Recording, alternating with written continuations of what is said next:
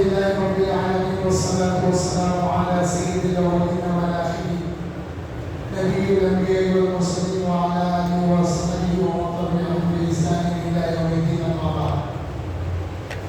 أعوذ بالله من الشيطان الرجيم بسم الله الرحمن الرحيم. إنما يريد الله ليذهب عنكم الرجس أهل البيت ويطهركم تطهيرا. صدق الله العظيم.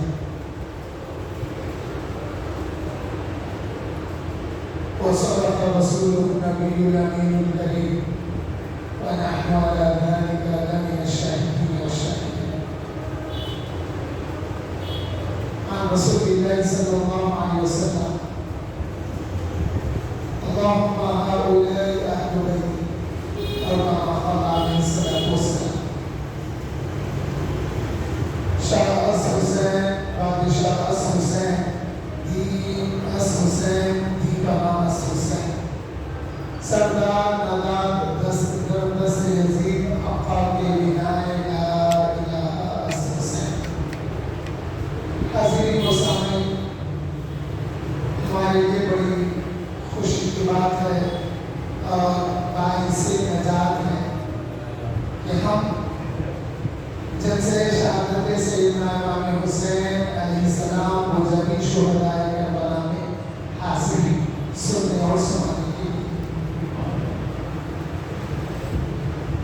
ہمارا ایک طریقہ کار یہ بنا ہوا ہے کہ پہلی محرم سے یوم عاشورہ تک ہم کوشش کرتے ہیں کہ اہل بیت کی محبت بھی بتائیں اور پھر آخری دنوں میں واقعہ کربلا کی طرف آتے ہیں. الحمدللہ لا اسألکم علیہ اجرا الا المودۃ فی القربیٰ پہ گفتگو ہوئی اور آج جو آیت کریمہ کا شرف میں نے حاصل کیا ہے اس میں اللہ جل شانہ فرماتے ہیں: انما یرید اللہ لیذہب عنکم الرجس اہل البیت. اپنے محبوب سے اللہ تعالیٰ فرماتے ہیں کہ اے میرے محبوب، میں تو چاہتا ہوں کہ آپ کی اہل بیت سے ناپاکی کو دور کر دو. وَيُطَهِّرَكُمْ تَطْهِيرًا. یعنی یہاں پہ خطاب رسول اللہ صلی اللہ علیہ وسلم سے بھی ہے، مگر آیت کو اگر ترجمہ دیکھیں گے تو خطاب اہل بیت سے ہے. یعنی رسول اللہ کے واسطے سے اہل بیت سے اللہ تعالیٰ خطاب فرما رہے ہیں وَيُطَهِّرَكُمْ تَطْهِيرًا. جب یہ آیت نازل ہوئی تو ہوا یہ کہ بی بی فاطمہ الزہرا رضی اللہ تعالیٰ عنہا علیہ السلام سلام اللہ علیہ اپنے بابا جان کے لیے کچھ کھانے کے پکوان کر کے لے آئے. حضور صلی اللہ علیہ وسلم کے پاس اس میں خزیرہ تھا. خزیرہ ایک سالن کو کہا جاتا ہے جس میں گوشت اور شوربہ ہوتا ہے. جب وہ لے آئے اور حضور صلی اللہ علیہ وسلم اس وقت حضرت ام المومنین ام سلمہ رضی اللہ تعالیٰ عنہ کے پاس تشریف فرما تھے. جیسا کہ رسول اللہ صلی اللہ علیہ وسلم کا معمول شریف یہ تھا کہ ہر دن اپنی ایک زوجہ کے پاس آپ رہا کرتے تھے یا ایک زوجہ کو اپنا وقت دیا کرتے تھے. جب سالن اور جو بھی کھانے کا تھا وہ حاضر خدمت کیے بی بی فاطمہ الزہرا، تو اس سے یہ بات بھی معلوم ہوئی کہ بے شک بیٹیاں بیاہ کی جانے کے بعد اپنے شوہروں کے مکان میں ہوتی ہیں، لیکن کبھی کبھی اپنے والدین کی خدمت کے لیے کچھ اچھا پکا کے لا کے ان کو کھلانا بھی اس بات سے ثابت ہوگا. جب حاضر خدمت کیے تو حضور صلی اللہ علیہ وسلم نے پوچھا: یا فاطمہ، تمہارے چچا زاد بھائی اور تمہارے بچے کہاں ہیں؟ یعنی عرب میں کسی کے شوہر کہنے کے بجائے ابن عمک کہتے تھے. تمہارے چچا زاد بھائی کہاں ہیں کہتے تھے، بجائے تمہارے شوہر کہنے کے. تو حضور نے پوچھا کہ اے فاطمہ، تمہارے شوہر اور تمہارے بچے کہاں ہیں؟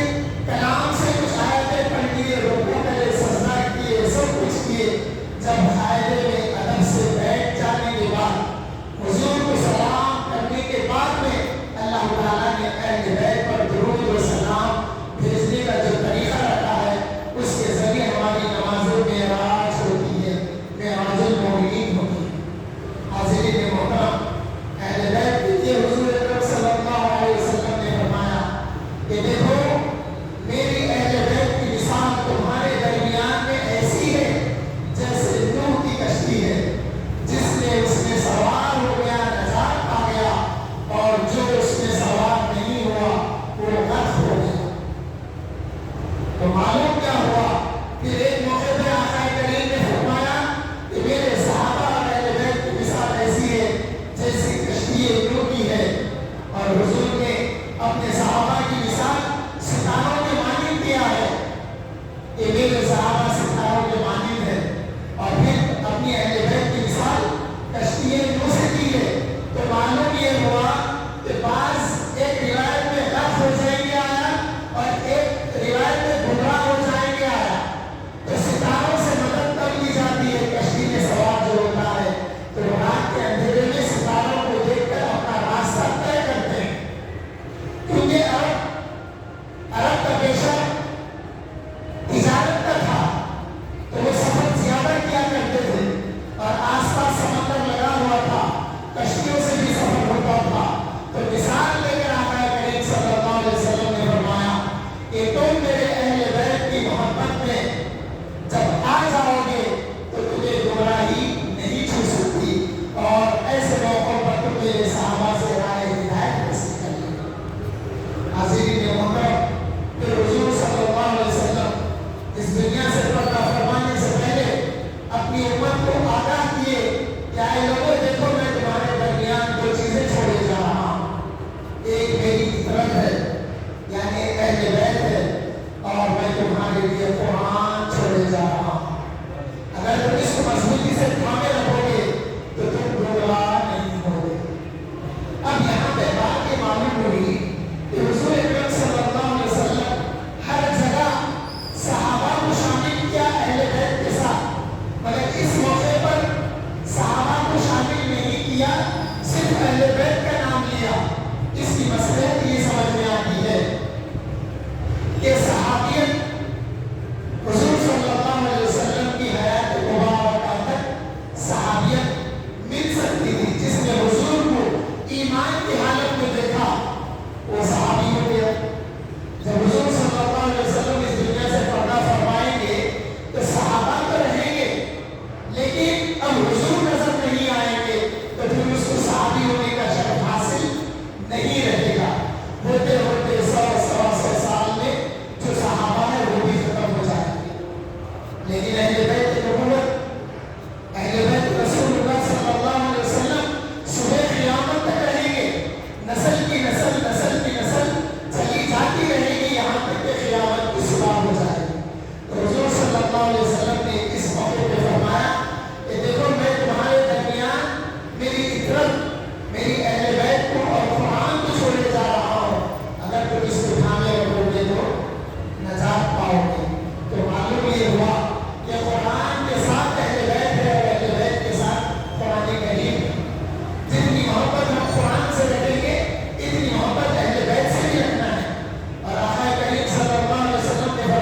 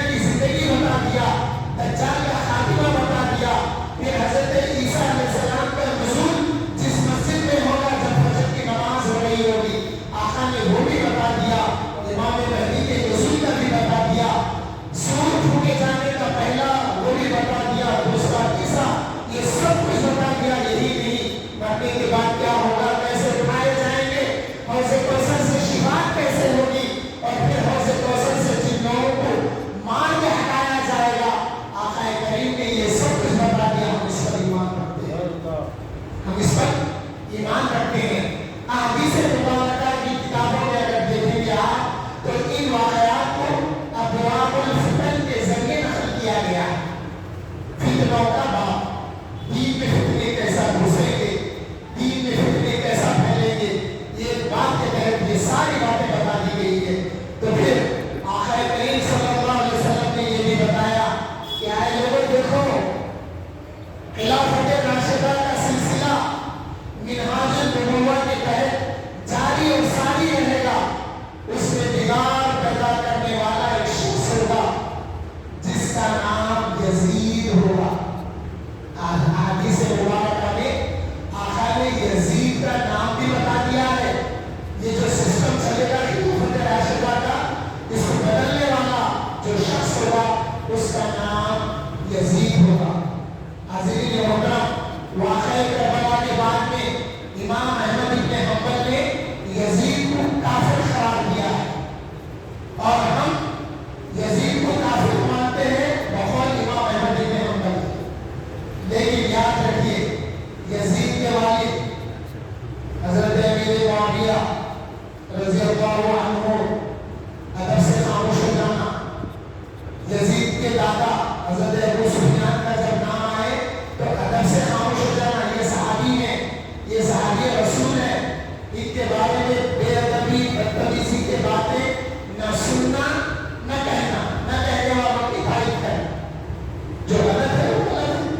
اور ایک چیز، اگر یزید نہ ہوتا تو بیماریوں سے کی شہادت کہاں سے ہوتی؟ یہ تحقیق میں جہاد جا چکا تھا، جو ہونا تھا وہ ہو کے رہا۔ مولا علی کو معلوم تھا امام حسین اور شہدائے کربلا ایک مقام طف ہے، جو مقام پہ شہادت ہوئی، جو قلعہ تھا وہاں پر، اس کا نام طف تھا۔ جب مولا علی کو وہاں تشریف لے جا رہے تھے تو وہاں پر رکے لوگوں سے پوچھے کہ اے لوگوں بتاؤ اس جگہ کا نام کیا ہے؟ معلوم تھا مولا علی کو، اس کے باوجود لوگوں کو یاد دہانی کے لیے پوچھا کہ اے لوگوں بتاؤ یہ مقام کا نام کیا ہے؟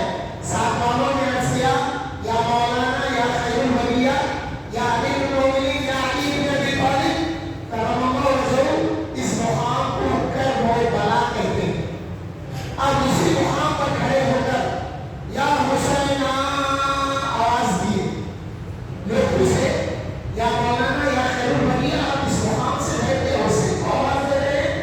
تو مولا علی نے فرمایا ہاں، ایک دفعہ میں نے دیکھا رسول اللہ صلی اللہ علیہ وسلم جب گھر سے باہر نکلے تو آپ رو رہے تھے، آپ کو ابو بکر ملے تو ابو بکر کو رسول اللہ نے بتایا، جب ابو بکر نے پوچھا یا رسول اللہ آپ کو کس بات نے رلا دیا، کیا فکر ہے جو آپ کو رلا رہی ہے؟ تو آقا کریم نے فرمایا اے ابو بکر، میرے پاس جبرائیل آئے تھے اور انہوں نے بتایا کہ میری امت کا ایک گروہ میری اہل بیت کو، میرے حسین کو کرب بلا کی دھرتی پہ شہید کر دے گا۔ مولا علی کو اس وقت وہ بات معلوم تھا، پھر آپ نے لوگوں کو بتایا کہ لوگوں حضور نے مجھ سے فرمایا تھا، اس لیے میں نے حسین کو یہاں سے آواز دی اور مجھے آگاہ کیا کہ اس وقت صبر کرنا۔ تو مولا علی کرم اللہ وجہہ کے غلام تھے، وہ لوگ ایک ساتھی تھے، اپنے غلام سے کہنے لگے اے غلام جان کوئی نشانی نہیں آتا کہ میں نشانی لگا لوں۔ مولا علی لکھیں مار کے بتائے یہاں میرا حسین شہید کیا جائے گا، پھر لکھیں ڈال کے بتائے یہاں حسین کے ساتھ والے شہید کیے جائیں گے، پھر آپ نے لکھیں ڈال کے بتایا یہاں اہل بیت کے خیمے ہوں گے اور ان خیموں کو آگ لگا دی جائے گی۔ وہ جو شخص